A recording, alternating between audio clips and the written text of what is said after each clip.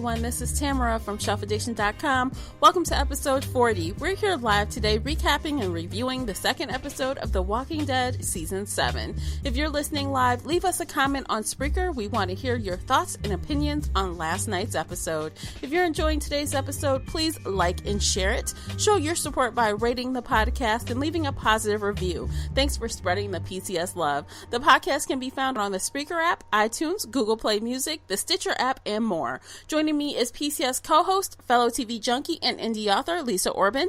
Also check out PCS recaps and more on Lisa's YouTube channel, The Talking Book. If you want to comment on something you hear during today's episode, you can find me on Twitter at Shelf Addiction. You can also find Lisa on Twitter at Lisa Orban Author. All right, Lisa, you ready to do this? I am ready to do this. Yes, I am. Episode 2, baby.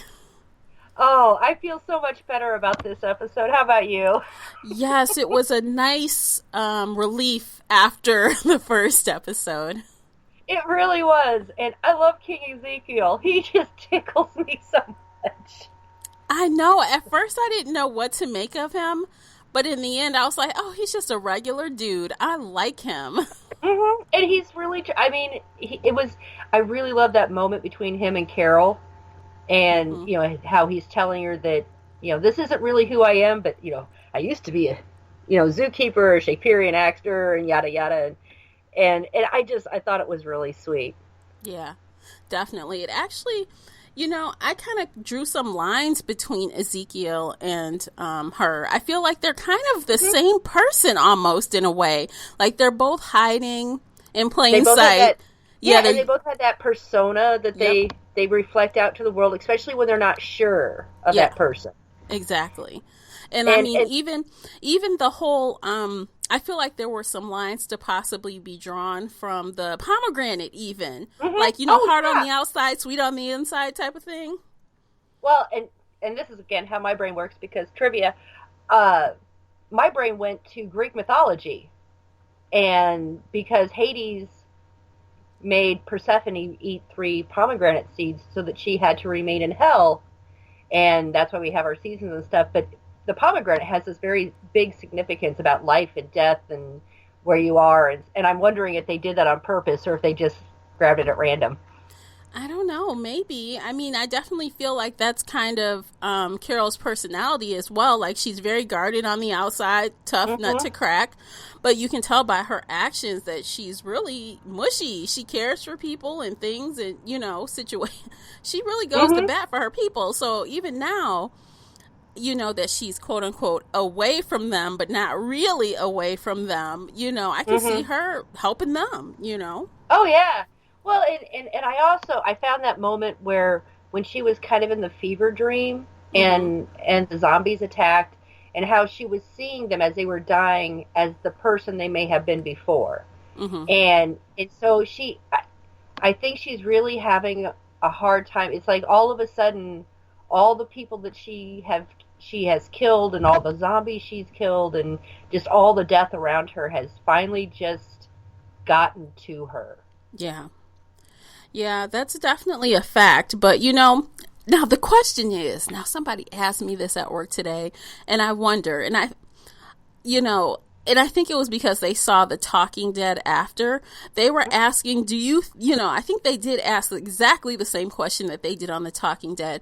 Do you think that Carol will snap back into killer mode when she finds out what happens? What happened to her people? I'm like, oh, I think she will. What do you think? I think she will too. I do, because she's having this moment of regret, and I think it's also a little bit of, you know, the might have beens and should have beens, and let's face it, Carol has made a lot of the hard decisions that a lot of people did not ever want to make, and she made them, and she defended them, and I think what she's looking for right now is just a break. She's looking for a vacation during the zombie apocalypse. Yeah, right. No one gets a vacation during the zombie apocalypse. But I think that's what she's really looking for, because she's really the only character that has not really been split off from the group before. You know, she's always had other people and the rest of the group always around her. She's never really been out on her own. she had that one brief moment when Rick kicked her out of the group. Mm-hmm. And that made her angry. Yeah. But that wasn't really a time of reflection for her. And Rick was back, going to get her almost immediately. Yeah, I know. and so I think she's really trying to figure out who she is and what it is she is doing. And after spending all that time with Morgan and his philosophy, and you have Rick as one extreme on one side, kill everything and let God sort them out. Mm-hmm. And Morgan, everyone can be redeemed, including the dead, to a certain extent. Yeah. So, and Carol was really much more towards the Rick level. Mm-hmm.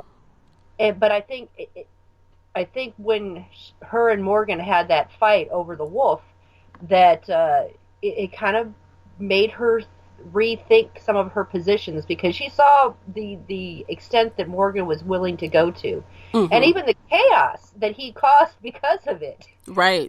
And so there's that, because I do blame Morgan for the overrunning of Alexandria. That was totally his fault. He should at least feel some guilt about it.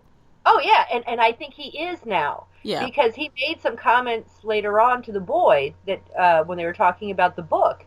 And he's like, this is, make your own way, because we're always changing our minds and being influenced by other people, and we don't stay static. Right. And, so Morgan on one side is actually kind of moving a little more towards Carol, and now Carol is moving more towards Morgan. Yeah, it seems that way, Well, temporarily. I really do feel like Carol in this zone is really a temporary thing. I do too. And, and of course, all over the Twitter sphere, oh my God, is there going to be like a Carol, King Ezekiel matchup thing? Oh, no. What about Daryl? And although, I could see the two of them, because they've both seen past each other's masks. Yeah. And there's a certain comfort zone now between the two of them that they probably don't have with anybody else. Not she doesn't have it with Morgan. She didn't have it with Daryl even. Right. She's really never let that mask fall down to the extent that she did with King Ezekiel. And Ezekiel really, he made himself very vulnerable to her, not knowing how she was going to react. So, I mean, that was he really did. I mean, I think he thought he had no other choice, with the whole, you can't BS a BSer thing, when he called her on it, and the bottom line came to her saying, why do you care? He had to just let it rip. Otherwise, he probably would have never made that alliance. And you realize when he's talking that this is a man who cares, deeply cares. And even if he's showing it in a very grandiose way, which kind of minimizes how people see him caring, right? To protect himself. He very much, of all the characters, he probably has this huge empathy still that a lot of other people have lost along the way to try and stay alive. And it's really kind of nice to see those soft edges on someone still. Yeah, definitely. I'm kind of curious to see if his tiger's going to eat anyone this season. Do you think it will? I'm hoping he eats Negan. I know. That tiger, it moves like so real. It looks so real. I'm like, oh, cool. He did a good job. I did hear, I was watching The Walking Dead, they said, yeah, we didn't have a real tiger because apparently the directors actually do like their actors. Yeah, they don't want any, news stories. Actor loses a limb. Or gets eaten on stage. So, oh, wow. And when he was talking about his tiger, he was in a lot of ways talking about trust there too. He made the comment, she could rip my arm off. There's no way I could hold her with the chain if she did not allow me to. Right. This is we have a mutual relationship. It's not me dominating her. Yeah. And it's not her, trying to intimidate me. You could also apply that to Carol. He wants to keep her in the circle, but he's not going to do it by force. And, exactly. He knows she's strong enough to break away and do her own thing, but it's like respect, a mutual respect. Exactly. And I think that's part of what he was trying to get across to her when he was Yeah. talking about, I'm not holding her here by force, and I'm not trying to hold you here by force. I would like us to have a mutual respect and relationship together. And I think that's something he really misses because um, everyone else around him worships him to a certain extent. Right. And even Morgan, who is supposed to be very perceptive, did not look past his facade. And he's just like, yeah, he's a crazy guy, but he's our crazy guy Yeah. right now. And he was, and Morgan was even a little biting towards him, going, "Did you set me up? Did you do this?" And Ezekiel's like, "No." And I really think he wanted to see how he would react because I think Ezekiel may have thought that he was part of Negan's group and they were trying to get away from it and didn't know. Yeah. And so by throwing him in there, it was a test. Yeah. Or just to see if he was just, crazy and would just go to town on anybody. Yeah, I think he was trying to take the measure of him. What kind of person are you really? Exactly. What facade, what face are you showing the world and what are you really like? Yeah. Well, he definitely, quote unquote, passed his test, I guess. But now I feel like still there's a lot of more, new questions that have arisen. Like, unless I missed it, why, other than this kid's father being an excellent fighter, why exactly is he so important to him? I think Ezekiel feels bad over his father's death. And So I think he was like one of those, kind of like the relationship between Daryl and Rick. I think that's the kind of relationship that Ezekiel had with his kid's father. Very, very close. I mean, because that Rick or that Daryl would pick up Judith and care for her as his own and do everything he could for him out of that loyalty. And I think that that's what Ezekiel has towards this kid. And I really think it just comes down to that. He to honor the father and try and make sure this kid stays safe, because I think he feels it's an obligation now to keep him alive because of the death of his father that he feels responsible for. Well, that may be true, but this kid, something about him rubs me the wrong way. Like, I don't know if you picked up on anything, but maybe it's just me being ultra critical of everyone and not trusting anyone. But, I mean, even how he asked Morgan to read the book, I mean, it was kind of pushy, and he was assuming some things. I kind of feel like, well, what if you said no? Would he snatch it and run away? I mean, I feel like something about him just doesn't sit quite right with me. I don't know what. I can't put my finger on it, but I just expect some nonsense out of him at some point. I think he's kind of like not nearly as bad. But do you remember from last season the abusive father's son? Which one I'm talking about. I can't remember the kid's name now. The one that Rick had the thing for his mother. Oh, yeah. Mm-hmm. Him. I think this kid's a lot like him. He's grown. He is growing up in the zombie apocalypse, but he has not, like Carl has. He hasn't been out in it, or at least not, dangerously out in it. If he was to be dropped into the zombie apocalypse, he would be probably dead within 3 hours. That makes him exceedingly lucky. Well, his inexperience and his childlikeness in that regard makes him dangerous to everyone. It does, and I think, but so he's been protected in a way that really hasn't been possible for other kids, like Carl. But there is something kind of, I can't say sweet about it, but you kind of have to feel for him, because as a parent, you want to protect your children. Right.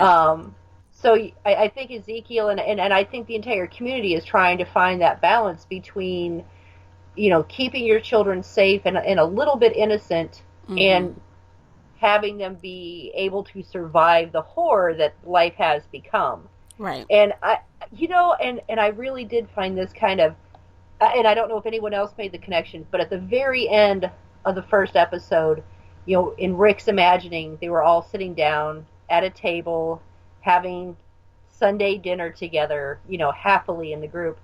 And this episode, we switch over to the kingdom where people are doing that. Right. You know, and it's the stark contrast between the two, and even Negan going, this is never possible, and yet it's happening right now in the kingdom. Yep, it actually is. With their whole take from the well, refill the well, or give to the well. Yeah, I'm like, you replenish the well, yeah.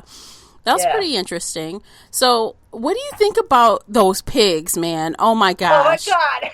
Those pigs. I was going to ask you about that. Oh, were you laughing? Because I was laughing. I knew what they were going to, as soon as I saw that them, well, first when they showed them eating the dead, I'm like, ha ha ha, the pigs, or the zombies have found their mortal enemy, and it's not the humans. Exactly.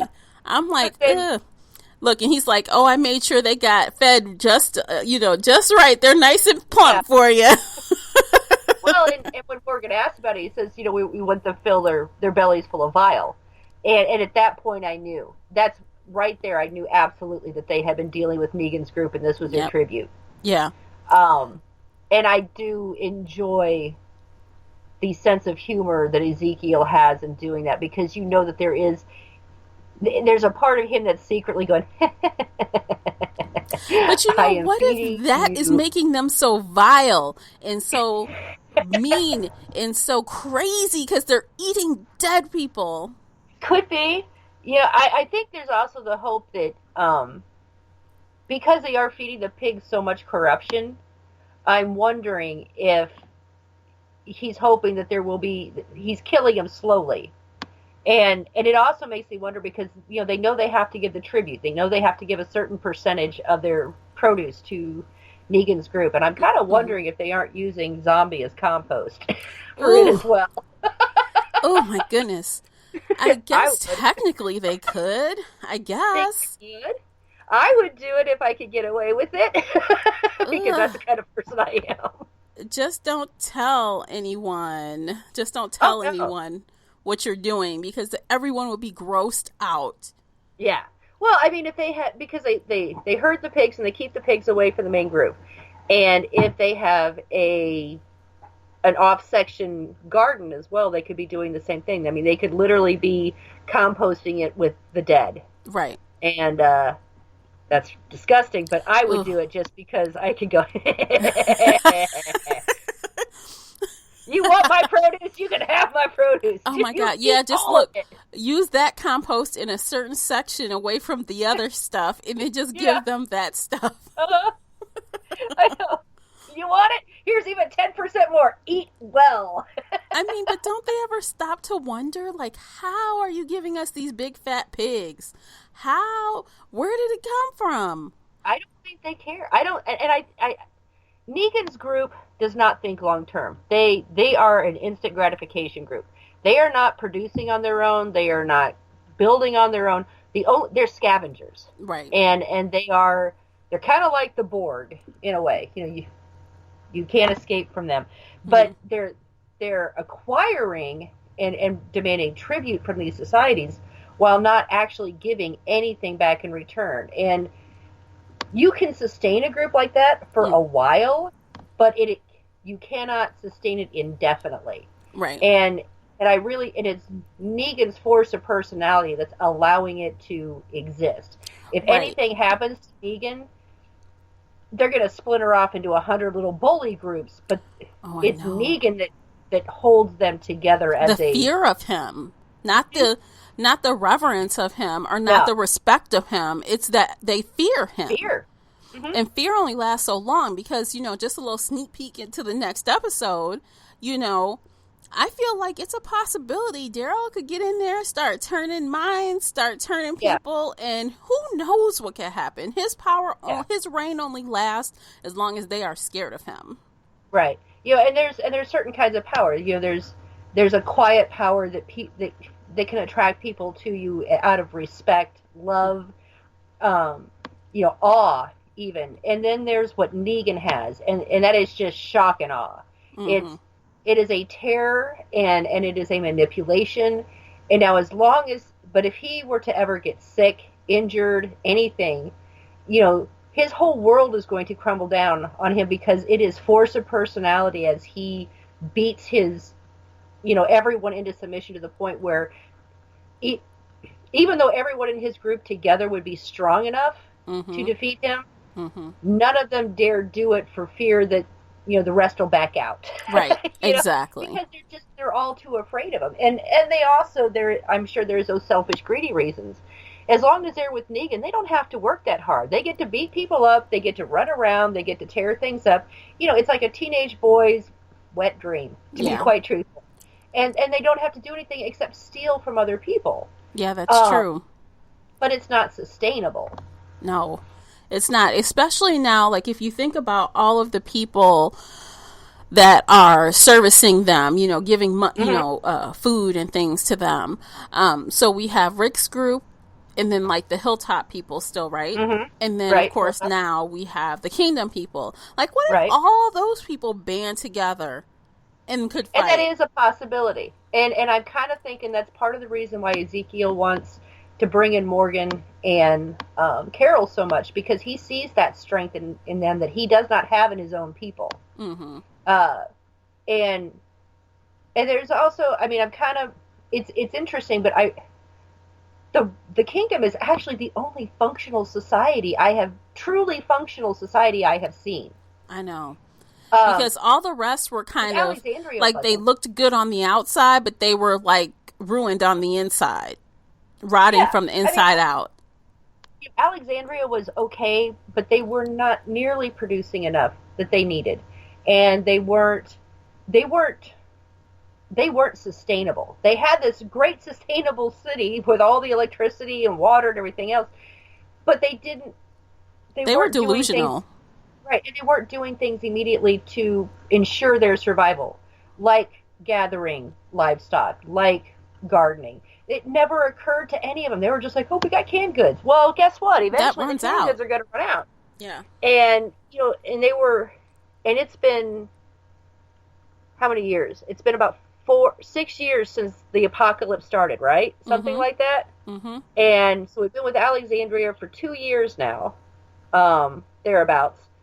And they just now, with the entrance of Rick's group, started planting things. It never occurred to them, maybe we should plant some tomatoes or some corn, Well, you know what? Had Rick never come along, they would have been overtaken by, Negan's group long ago. Or even Hilltop.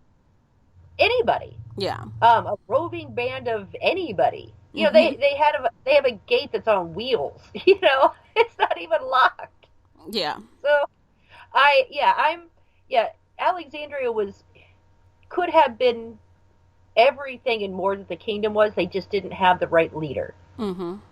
And she had some vision, but she was so timid and so afraid of making the wrong choices, they were making no choices.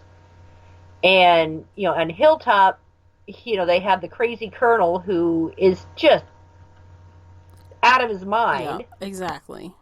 And he's thinking more of his own skin than he is anything else. And there's really not a lot of, Hilltop is actually doing more like the Kingdom as far as produce and everything else. So they've got that going for them, but they don't have the leadership that they need. Right. And they don't have the manpower that they need. The Kingdom actually has both. They do, but they don't have the fighters. They will lose. They don't have the fighters. And so, I don't know. I'm curious to see where this goes, and I was so happy that there was a little bit of levity in this episode. Yeah, there was, some moments where you chuckle and you kind of just feel good about how things are turning out. It's like, okay, whoo, that was a very nice, relaxing episode. And my favorite part of the entire thing was Carol sitting before the king going, oh my God, I have absolutely no idea what's going on.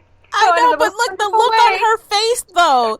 I mean, it's like you could tell. It's like she's like, "What the f is going on?" And then she pulls on her act, and I'm like, "Oh yes, there she is." I don't know what's going on in the most wonderful way. Yeah. And as soon as they roll out of the door, she's like, "Ah, oh my God, what are you doing? Did you see that guy?" Exactly. Oh my God. Like, what is going on right now? That is a whole lot of crazy. Yeah, and so I mean, and I think there's a certain amount of symbolism going on here with the tiger and the pomegranate and a lot of these little moments and the pigs eating the zombies even. So I think there's these subtle buildups that, of things to expect, and I'm kind of curious to see how Rick will react to King Ezekiel. Yeah. Well, see, what I really would like to know, like, so are all of these things happening at the same time? Like, was this episode happening at the same time that Rick and the group were going through the other thing? Or is this chronological? So, like, I need to know if they run parallel. So I know next week, obviously, we're moving forward in time because we're with Daryl, right? Right. So I think they're running parallel because when the group split, Rick was split to take Maggie to the doctor, and Morgan split to find after. Yeah, that's true. Find after Carol. And it wasn't. He found Carol in fairly short order. There was like about 2 days time total has passed, I think, because they've had one night. Because he found her at I think it was a library, wasn't it? And they stayed overnight. He got up the next morning. She was gone. Then he found her. She was shot. And he was with that group from Negan's group. And she wiped them all out except for him. She sure did. Yeah. It's too bad she wasn't with Rick because he could have solved that problem and gotten Maggie to help. Oh, scary Rick. Carol would have been like, you crazy. Bam, bam, bam. I'm just going to kill them all. Shoot them up, ask questions later. She did that sweet innocent act too. Oh please, oh please, oh please. She is sure so did. good at that. She is a lethal weapon. I want her on my team. If just stay in Killer Carol mode, and we're all good because I know how to manage you. and I'm kind of wondering too. This whole pullback thing. I think she kind of realized that she was losing herself in the killer. Yeah. Because there was that scene right after the wolves came in, and she had killed the one and had put donned his clothes, and I mean she was just efficiently and cold-bloodedly going through and killing everything. Yeah, and then she of course was. The zombies came, and so she really wasn't making any distinction between the living and the dead at that point. And I think that's part of the pulling back. She is really trying to remember there is a difference between the living and dead.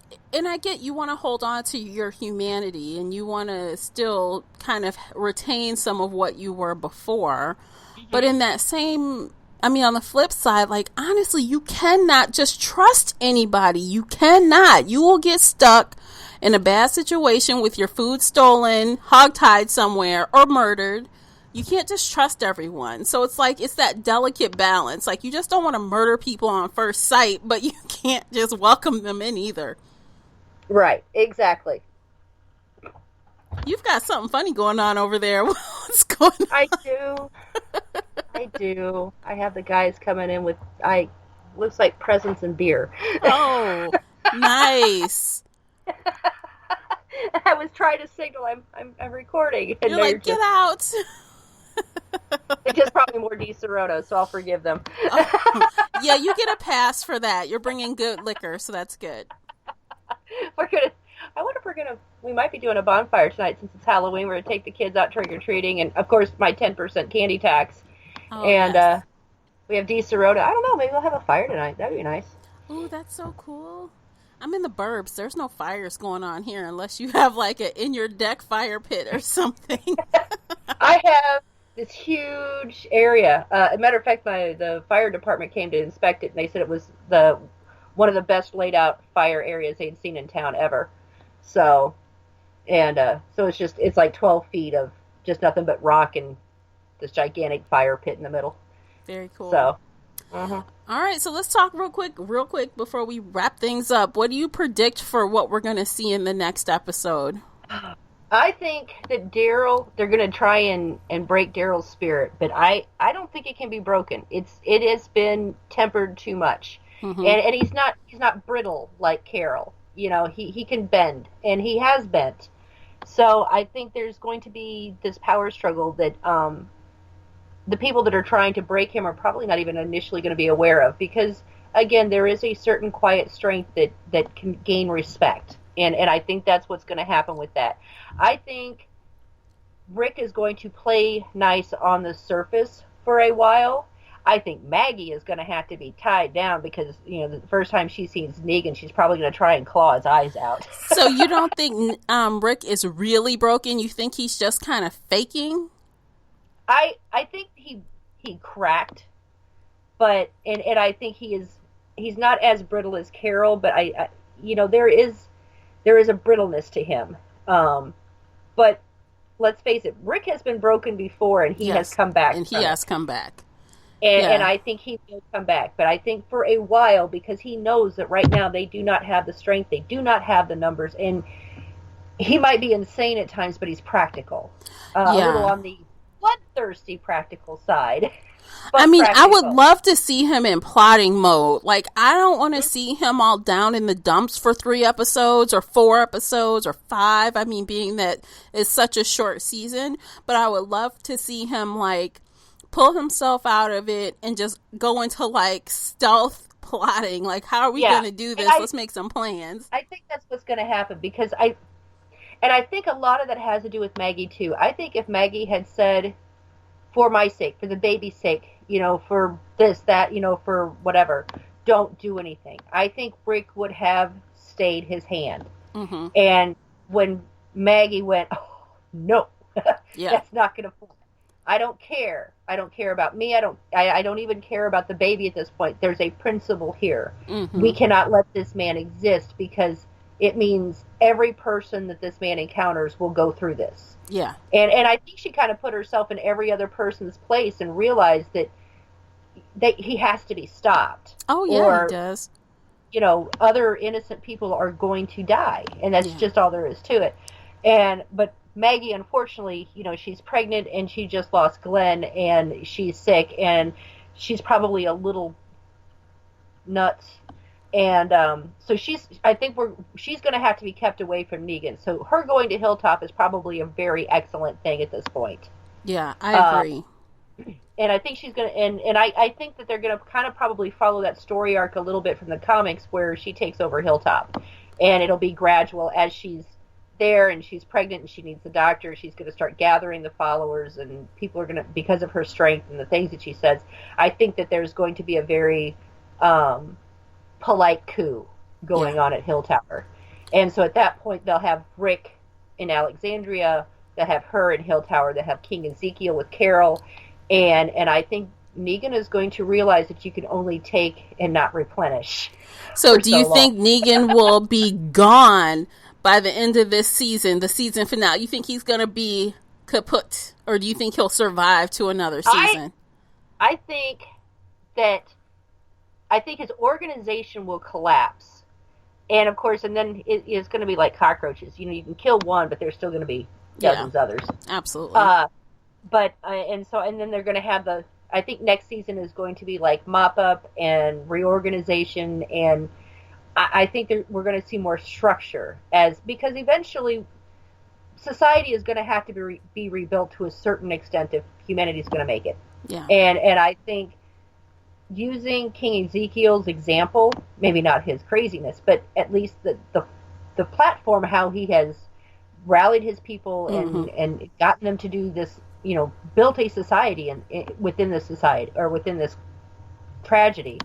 And I think we're going to see more mutual cooperation. And let's face it, like he says, people are more productive when they're not afraid. That's true. When they feel safe, they know they're going to get fed. I mean, They're not as dangerous. Yes, they're not.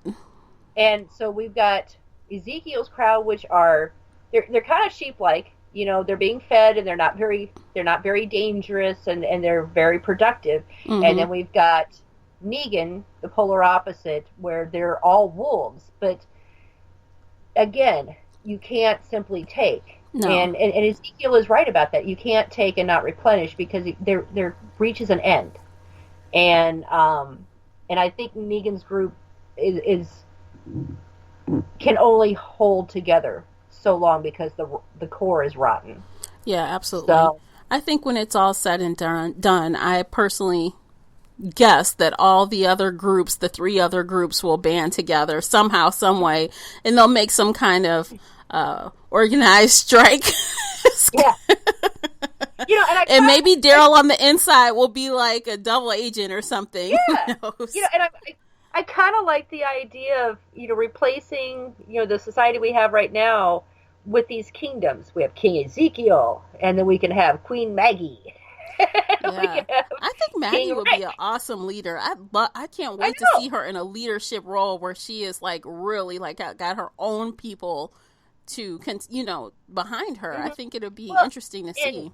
And I think if these groups, and I think this is what's going to happen, they're going to have contact with each other, which I think up to this point, Negan has been lucky that the groups don't really interact with anybody else. They have their own little confined area. They don't go beyond it. And I think now that these groups have started to kind of interact and switch, that, they're going to start cooperating with each other, and they're going to expand their own territories. Right. And if they can call on each other for mutual support, and if one person, that they have an abundance of something, they can trade it for something that they have an abundance for. So there's going to be a trade which can help all of the groups flourish. Yeah. And I think that, Negan, again, fear can only take you so far. Yeah, that is true.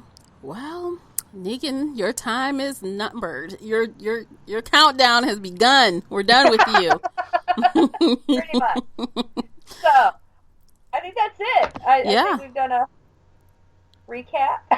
Yeah, no, I think it was a great episode and it was fun. So, yeah, I think we're done for the day. So let's close this on out. You have anything before we sign off? No, have a happy Halloween and eat lots of candy and don't get a bellyache. Yeah, absolutely. Happy Halloween, guys.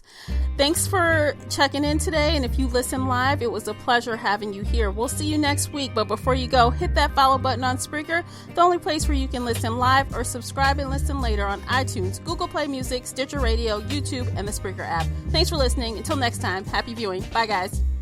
Bye.